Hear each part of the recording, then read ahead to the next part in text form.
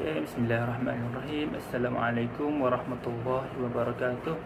Alhamdulillahirabbil alamin wassalatu wassalamu ala asyrafil anbiya wal mursalin sayyidina Muhammad wa ala alihi washabihi ajmain.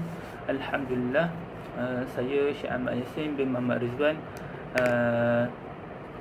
pada hari ini akan membentangkan tentang pengantar pengajian pendidikan kod GPPP 1092. Okay, kita lihat kepada pemendengar yang pertama, iaitu konsep pendidikan. Pendidikan adalah suatu kerangka berfikir atau landasan yang menjadi dasar dalam penyelenggaraan proses pendidikan. Konsep ini mencakupi pelbagai aspek seperti tujuan, kaedah, strategi serta nilai-nilai yang diterapkan dalam pembelajaran. Pendidikan bertujuan untuk mengembangkan potensi individu, meningkatkan keterampilan serta membentuk karakter yang sesuai dengan norma dan budaya masyarakat. Okey, jika kita dapat lihat di sini, pendidikan ni kita dapat sebutkan sebagai suatu kerangka berfikir atau landasan dalam dasar untuk memproses tahap-tahap pendidikan. Contohnya kaedah dia, strategi dia dan pelbagai contoh yang kita dapat lihat yang bertujuan mengembangkan potensi individu. Potensi individu, seorang individu dapat ditingkatkan dengan cara pendidikan yang berkualiti dan membentuk karakter yang sesuai dengan norma dan budaya masyarakat. Jika kita mengajar dan proses pendidikan itu dilakukan dengan cekap dan efisien, jadi ianya dapat membentuk karakter yang sesuai dengan budaya dan norma masyarakat. Contohnya, jika seseorang itu berada di dalam bangsa Melayu contohnya, jadi dengan membentuk karakter yang sesuai dengan budaya masyarakat Melayu, jadi ianya akan membuatkan seseorang individu tersebut menjadi karakter yang bagus dan berakhlak sesuai dengan masyarakat sekelilingnya. Okay, aspirasi sistem pendidikan. Dalam konteks pendidikan, aspirasi seringkali dikaitkan dengan harapan untuk perubahan yang lebih baik dan keberhasilan di masa depan. Aspirasi di Malaysia mencakupi beberapa aspek utama yang bertujuan untuk memperbaiki dan memperkaya sistem pendidikan. Itu ialah aspirasi sistem pendidikan. Okey, aspirasi sistem pendidikan. Yang pertama ialah iaitu akses, yang mana meningkatkan akses kepada pendidikan berkualiti, terutama dalam pendidikan tinggi. Okey, jika kita lihat, yang pertama iaitu akses. Akses ni ialah sesuatu yang kita boleh sebutkan sebagai alatan kepada mendidik masyarakat kita. Contohnya alatan-alatan elektronik seperti komputer, laptop dan sebagainya, iaitu ialah aspirasi dalam negara kita, yang mana jika kita tingkatkan akses ini, jadi ianya dapat memberikan pendidikan yang berkualiti, terutamanya kepada pendidikan yang lebih tinggi seperti universiti ataupun kepada STAM dan sebagainya. Jadi mereka ni memerlukan akses kepada pendidikan yang berkualiti. Jadi apabila disebutkan sebagai pendidikan yang berkualiti, jadi ianya juga berkait dengan teknologi yang membantu mereka dalam menuntut ilmu. Jadi mereka memerlukan kepada akses yang berkualiti, iaitu laptop dan sebagainya. Dan yang seterusnya ialah kualiti, yang mana memastikan pendidikan yang berkualiti dan setaraf antarabangsa, termasuk peningkatan kemahiran dalam bahasa Malaysia dan Inggeris. Kualiti kita dapat lihat di sini, pendidikan yang berkualiti dan setara antarabangsa. Makna kata kita juga akan memastikan pendidikan kita ni berkualiti dan setaraf dengan taraf antarabangsa. Contohnya yang kita lakukan di Malaysia, iaitu PISA dan sebagainya, yang mana kita akan menilai tahap-tahap pelajar di Malaysia dengan tahap-tahap pelajar di luar negara. Jadi dengan kita menilai hasil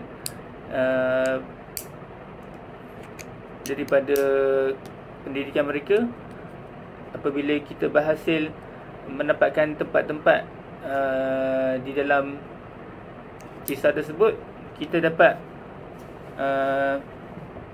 bersama dalam memastikan pendidikan kita ni setara dengan antarabangsa, termasuklah peningkatan kemahiran bahasa Malaysia dan Inggeris. Yang seterusnya ialah equity, iaitu mengurangkan jurang pencapaian antara kelompok sosioekonomi dan geografi, memastikan setiap kanak-kanak mendapat pendidikan yang terbaik tanpa mengira latar belakang. Jadi kita dapat lihat di sini iaitu equity, yang mana kita akan sedaya upaya dalam mengurangkan jurang pencapaian antara kelompok sosioekonomi dan geografi. Yang mana kata di sini setiap kanak-kanak itu harus mendapatkan pendidikan yang terbaik tanpa mengira latar belakang. Mana kata di sini sama ada orang kaya ataupun orang miskin, jadi mereka semua berhak dalam mendapatkan pendidikan yang terbaik. Di sini kita tidak boleh membandingkan yang kaya perlulah mendapatkan pendidikan yang terbaik, manakala yang miskin pula tidak mendapatkan pendidikan yang terbaik. Jadi ianya merupakan salah satu perkara yang tidak adil dan berat sebelah. Jadi perkara itu aspirasi pendidikan akan berusaha dalam mengurangkan jurang pencapaian, yang mana seperti yang saya katakan tadi, dalam memastikan setiap kanak-kanak tu mendapatkan pendidikan yang terbaik tanpa mengira latar belakang, sama ada orang kaya ataupun orang miskin. Dan yang seterusnya ialah perpaduan,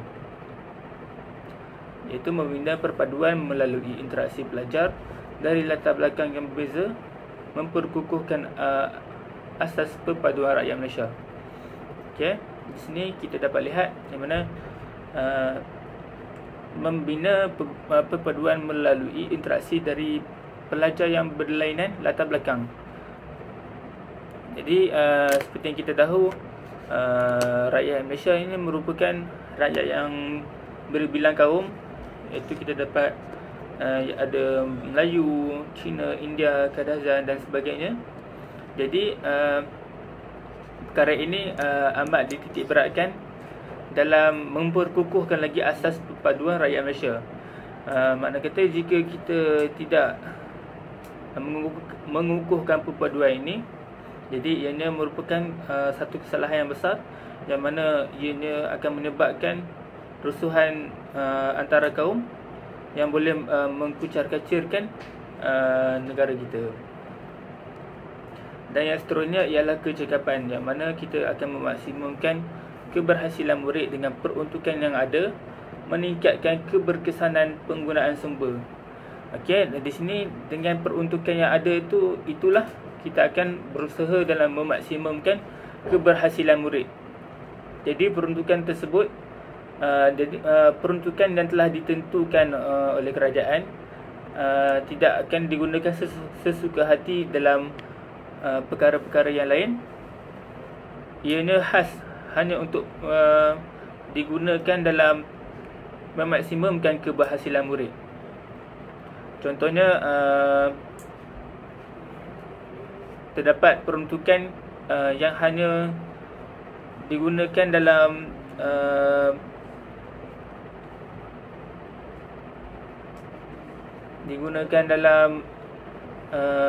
untuk membuat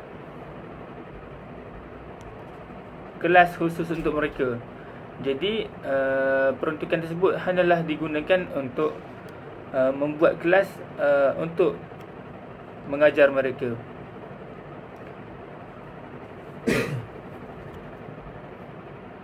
Okay, yang seterusnya ialah hala 7 pendidikan. Hala 7 pendidikan di Malaysia mencakupi beberapa strategi dan fokus utama yang bertujuan untuk memperbaiki dan memperkaya sistem pendidikan negara.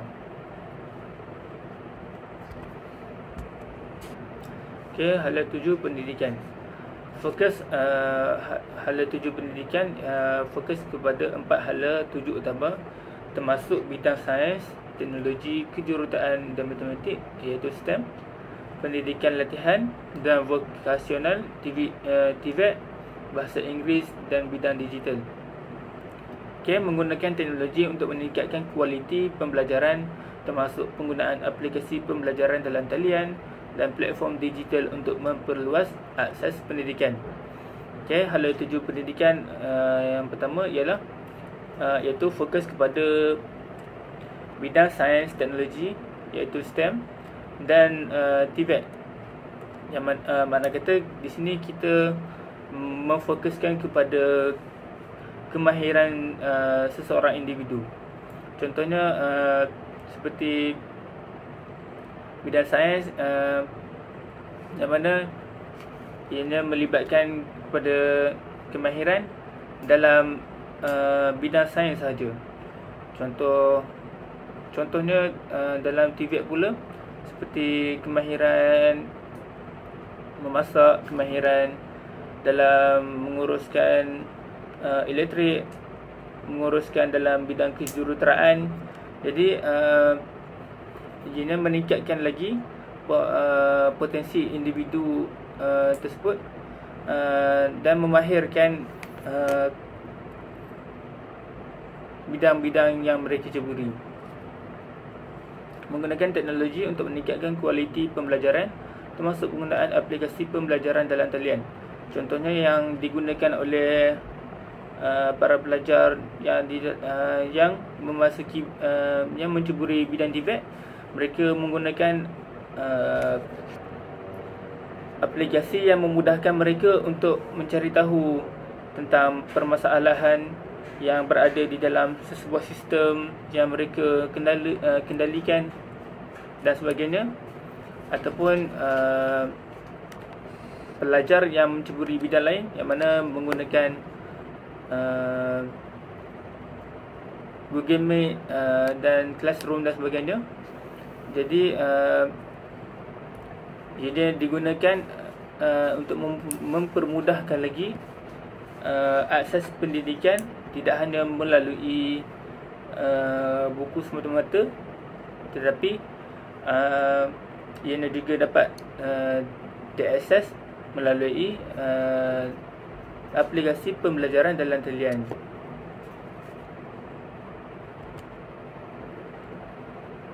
Okey, hal 7 pendidikan iaitu menggalakkan lagi penglibatan komuniti dalam pendidikan, termasuk kerjasama dengan industri dan masyarakat setempat untuk meningkatkan kualiti pendidikan. Meningkatkan kemahiran dan kualiti guru melalui program latihan berterusan dan sokongan profesional. Okey, yang seterusnya hala tuju pendidikan di Malaysia ialah menggalakkan penlibatan komuniti dalam pendidikan. Jadi komuniti di negara kita, kebanyakan dari mereka tidak ingin mengambil tahu tentang pelajaran, dan mereka lebih gemar dalam menghabiskan masa mereka dengan perkara yang tidak berfaedah. Jadi itu antara salah satu hala tuju pendidikan yang mana ingin menggalakkan lagi penlibatan komuniti dalam pendidikan. Apabila mereka mendapatkan pendidikan yang berkualiti, jadi mereka akan menjadi lebih profesional dalam sesuatu perkara. Contohnya apabila mereka ingin membuka sesebuah kedai, mereka telah mengetahui apa yang perlu dilakukan, apa yang akan bakal mereka harungi, berbanding apabila mereka tidak mempelajari sesuatu dalam pendidikan. Jadi mereka akan kurang mengetahui tentang sesuatu perkara dan hanya melakukan perkara tersebut tanpa mengetahui akibat yang akan mereka tempuhi. Meningkatkan kemahiran dan kualiti guru melalui program latihan berterusan dan sokongan profesional. Jadi ianya bukan sahaja meningkatkan lagi kemahiran kepada komuniti ataupun masyarakat, malahan ianya juga akan meningkatkan lagi kemahiran dan kualiti guru melalui program latihan berterusan dan sokongan profesional. Jadi tidak hanya kepada komuniti sahaja, malahan guru juga dapat meningkatkan kemahiran mereka dengan cara mereka juga akan mengajar kepada komuniti-komuniti setempat. Dengan cara ini mereka juga akan mendapatkan lagi kemahiran yang berkualiti. Implikasi terhadap guru berjiwa pendidik. Guru berjiwa pendidik memiliki implikasi yang signifikan dalam sistem pelajaran, baik terhadap diri mereka sendiri maupun terhadap pelajar dan masyarakat. Okay, yang pertama ialah implikasi terhadap pelajar. Yang pertama ialah pembentukan karakter. Guru berjiwa pendidik berfokus pada pembentukan karakter pelajar. Bukan hanya pencapaian akademik, mereka membantu pelajar mengembangkan nilai-nilai seperti integriti, kejujuran, kerja keras dan empati. Jadi guru yang berjiwa pendidik ini bukan hanya berfokus pada pembentukan karakter pelajar hanya melalui akademik, iaitu hanya di dalam kelas, tetapi mereka juga membantu pelajar ini dalam mengembangkan nilai-nilai murni yang telah diajarkan, seperti jujur, amanah dan sebagainya.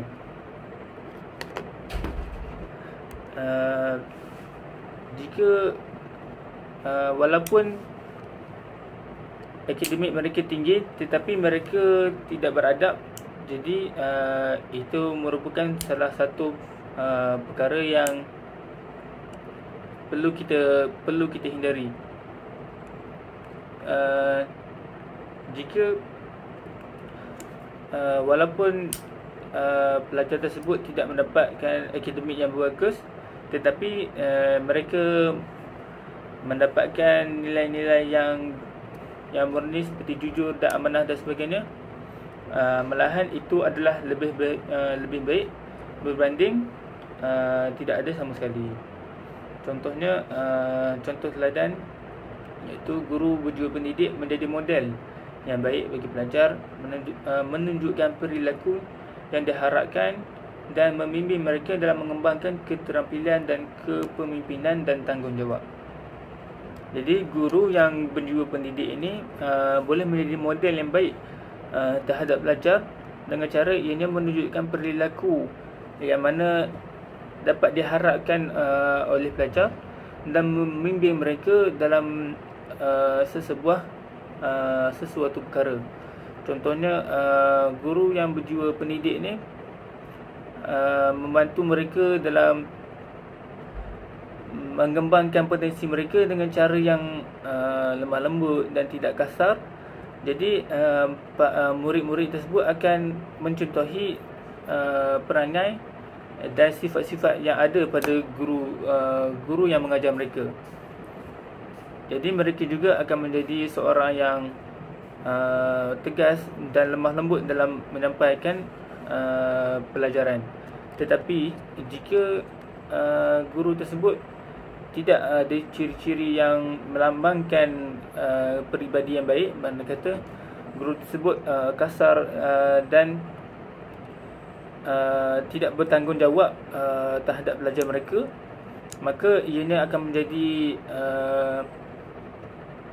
wabak yang merebak, yang mana ianya tidak hanya berterusan kepada murid-murid mereka, malahan ianya juga akan menyebabkan ianya tersambung kepada generasi-generasi yang lain, kerana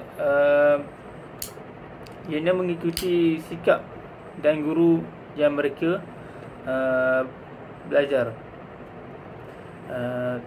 membimbing mereka dalam mengembangkan keterampilan, kepemimpinan dan tanggungjawab. Jadi dengan keterampilan yang guru berjiwa pendidik ini tonjolkan, jadi ianya dapat mengembangkan lagi potensi pelajar dalam memimpin generasi yang akan datang.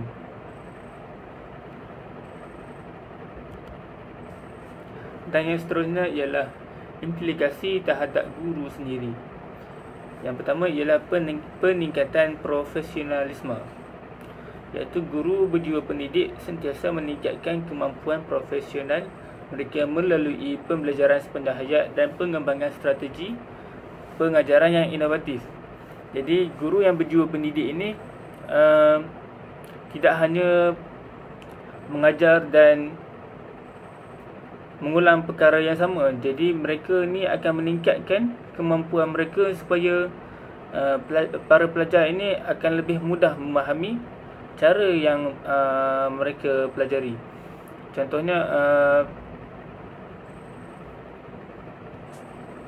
jika seseorang guru tersebut tidak memahami sesuatu perkara, jadi ia hendaklah mempelajari perkara tersebut supaya apabila para murid menanyakan tentang perkara yang tidak mereka fahami, jadi guru tersebut boleh menjawab dengan mudah dan tenang kerana ia mengetahui tentang sesuatu yang tidak diketahui oleh muridnya.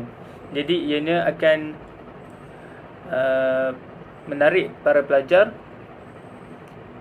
kerana sikapnya yang tahu segala perkara yang tidak diketahui oleh orang lain. Kepemimpinan. Guru yang berjiwa pendidik sering menjadi pemimpin dalam komuniti pendidikan, memimpin perubahan positif dalam sistem pendidikan dan masyarakat. Jadi guru yang berjiwa pendidik ini bukan sahaja mengajar di dalam kawasan sekolah, malahan ianya juga melibatkan tentang masyarakat di sekeliling mereka. Seperti yang kita tahu, guru ni merupakan seorang yang bijak dan pandai. Jadi ianya akan menjadi rujukan dalam masyarakat kerana kepandaian mereka. Jadi apabila masyarakat kurang faham ataupun meminta pendapat kepada guru, jadi guru inilah yang akan memimpin dan bekerjasama dalam membantu penduduk dalam menyelesaikan sesebuah masalah. Jadi jika guru tersebut tidak dapat memahami perkara ini dengan baik, jadi ianya akan merosakkan pandangan masyarakat terhadap guru tersebut, dan ianya akan membawa sebuah kerosakan ataupun perkara yang buruk terhadap masyarakat. Yang seterusnya ialah implikasi terhadap masyarakat seperti yang saya terangkan tadi, iaitu yang pertama ialah perpaduan masyarakat. Guru yang berjiwa pendidik memupuk perpaduan dalam kalangan masyarakat dengan mempromosikan kesefahaman dan kerjasama antara pelajar dari latar belakang yang berbeza. Jadi jadi guru ni bukan sahaja mengajar dalam sesuatu masyarakat yang sama, tetapi ianya juga dapat memupuk perpaduan dalam kalangan yang berbeza, berbeza agama, etnik dan sebagainya. Dan ianya dapat mempromosikan kesefahaman kepada pelajar yang mana mereka mempunyai latar belakang yang berbeza. Contohnya orang Melayu yang mana apabila mereka ingin beraya, iaitu Hari Raya Aidilfitri dan sebagainya, jadi pelajar-pelajar dan masyarakat lain dan berbangsa lain akan memahami tentang apa yang mereka lakukan dan menghormati setiap perkara yang mereka lakukan. Jadi dengan cara mereka memahami perkara yang mereka ingin lakukan, ianya dapat mengelakkan sebuah pertengkaran ataupun permasalahan dalam agama dan dalam kaum-kaum yang lain. Jadi apabila mereka tidak memahami tentang bangsa-bangsa lain, contohnya bangsa India yang ingin melakukan upacara sembahyang, tetapi orang-orang berbangsa lain tidak memahami tentang bangsa mereka. Jadi ianya dapat menimbulkan kesalahfahaman dan ianya akan membawa kepada perkara yang lebih besar, iaitu pergaduhan dan sebagainya, kerana hanya kesalahfahaman tentang sesebuah bangsa. Pembangunan masyarakat yang mana berperan dalam membentuk individu yang berupaya memberi sumbangan positif kepada masyarakat melalui pendidikan yang holistik dan berkesan. Jadi ianya juga berperan dalam membentuk individu yang memberikan sumbangan positif kepada masyarakat. Apabila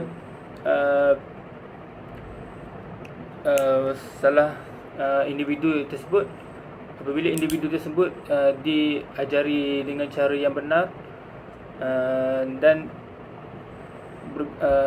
mendapat pendidikan yang berkualiti, jadi ianya bukan sahaja memberikan perkara positif kepada diri sendiri, malahan ianya juga dapat menyumbang perkara yang positif kepada masyarakat.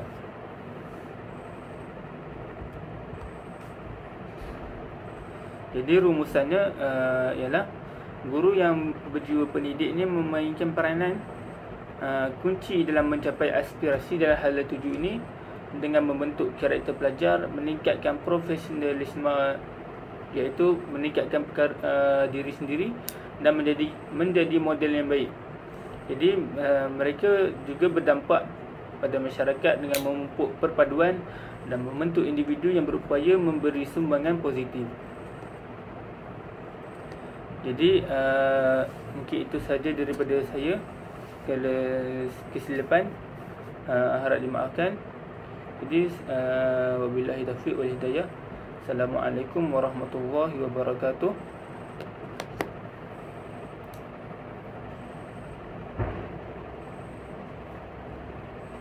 Sekian, terima kasih.